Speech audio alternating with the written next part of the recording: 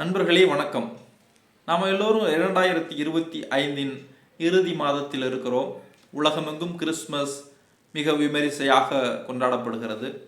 இன்னும் சில தினங்களில் 2026 புத்தாண்டை வரவேற்க எதிர்நோக்கி காத்து கொண்டிருக்கிறோம். இந்த வேளையிலே இயேசு பிரானின் சில பொன்மொழிகளை நாம் நினைவு கூறலாம். முதலாவதாக அவர் கூறிய பகைவரிடம் கூட அன்பு செலுத்துங்கள் என்பதை நினைவு கூறுவோம். இரண்டாவதாக உங்களை சபிப்பவரை கூட வாழ்த்துங்கள், உங்களை சபிப்பவர்களை கூட வாழ்த்துங்கள். 3 உங்களை வெறுப்பவர்களுக்கும் நன்மை செய்யுங்கள் என்கிறார். 4வதாக எவனொருவன் தன்னைத்தானே தாழ்த்தி கொள்கிறானோ அவன் உயர்த்தப்படுவான்.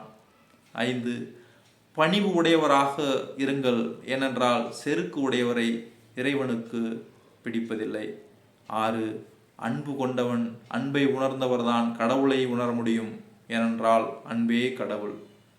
7 கேளுங்கள் கொடுக்கப்படும், தட்டுங்கள் திறக்கப்படும், தேடுங்கள் கிடைக்கும் என்கிறார் இயேசு பிரான்.